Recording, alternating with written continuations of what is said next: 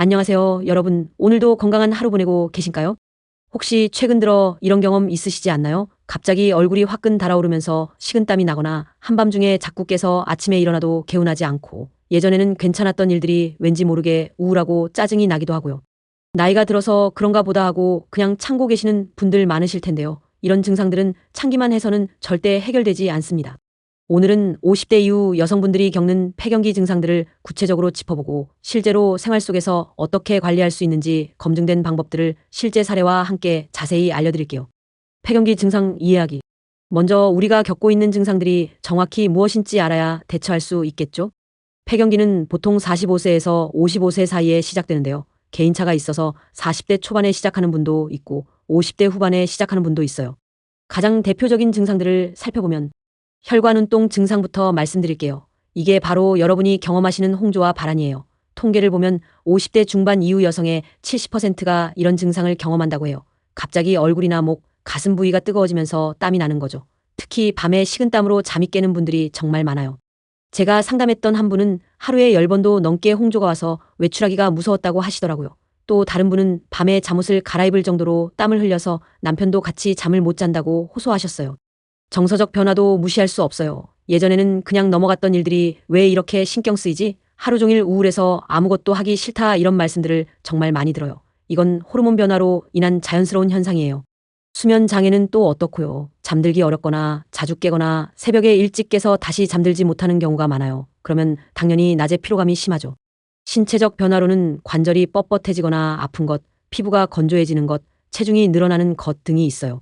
중요한 건 이런 증상들이 개인마다 다르게 나타난다는 거예요. 어떤 분은 홍조만 심하고 어떤 분은 우울감이 더 심하고 또 어떤 분은 수면 장애가 주된 문제일 수 있어요.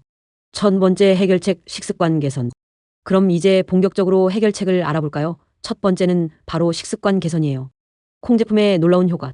하루 한 끼는 반드시 콩 제품을 포함한 식단을 드시라고 권해드려요. 왜냐하면 콩에 들어있는 이소플라본이 우리 몸에서 에스트로겐과 비슷한 역할을 하거든요. 구체적으로 어떻게 드시면 될까요? 아침 두유 한 컵 200ml, 이소플라본 약 25mg. 점심 두부 반모 150g, 된장국이나 두부조림으로. 저녁 콩나물 무침 한 접시. 실제로 제가 만난 김땡땡님 58세은 3개월 동안 매일 콩 제품을 드신 후 홍조 횟수가 하루 8 빼기 10회에서 2 빼기 3회로 줄었다고 하셨어요. 오메가3가 풍부한 생선. 기름진 생선을 주 2회 이상 드시는 것도 정말 중요해요. 연어의 100g 손바닥 크기. 고등어 구이 반마리, 삼치 구이 한 토막, 꽁치 구이 한 마리. 오메가3 지방산이 염증을 줄이고 기분을 안정시키는 데 도움이 돼요. 생선을 잘 안 드시는 분들은 견과류나 아마씨를 드셔도 좋아요. 칼슘과 비타민 D, 골다공증 예방을 위해 칼슘 섭취도 중요해요. 매일 멸치볶음 작은 접시 칼슘 200mg, 시금치 나물 한 접시 칼슘 100mg, 마그네슘, 우유나 요구르트 하루 1컵, 치즈 한 장.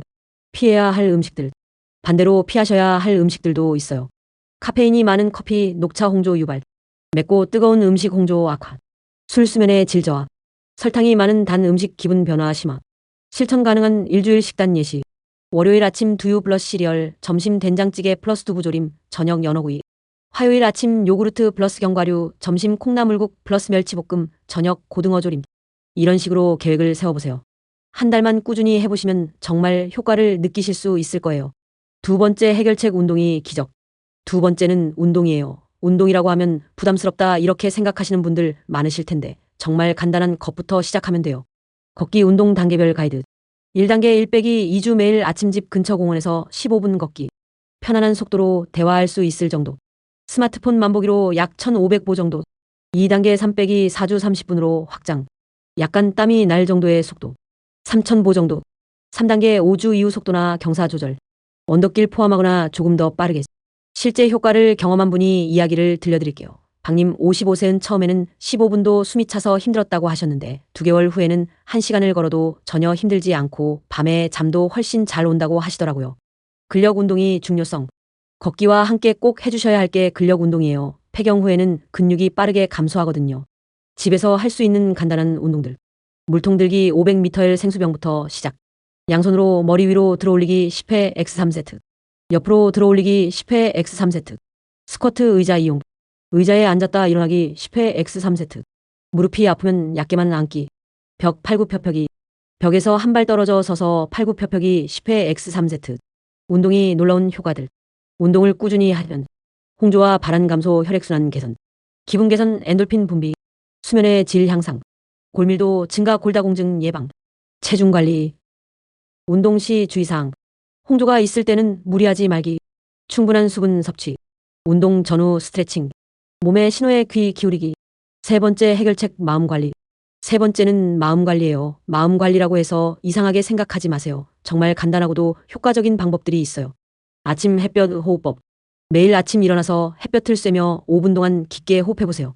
코로 4초 동안 숨을 들이마시기. 4초 동안 숨 참기. 입으로 4초 동안 내쉬기. 4초 동안 잠시 멈추기.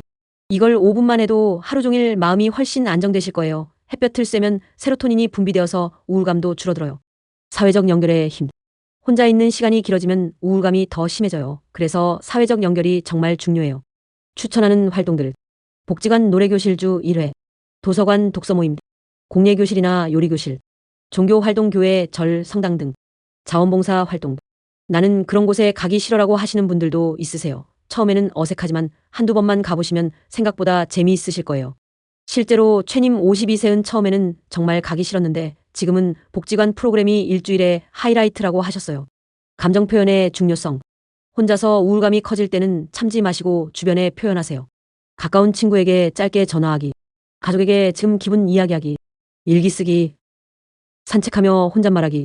다른 사람에게 패 끼치는 것 같아서 라고 걱정하시는 분들 많은데 진짜 가까운 사람들은 여러분의 이야기를 들어주고 싶어 해요. 스트레스 관리 기법. 일상생활에서 스트레스를 줄이는 방법들. 완벽하지 않아도 괜찮다는 마음가짐. 하루에 한 가지씩만 중요한 일 정하기. 10분 명상이나 음악 감상.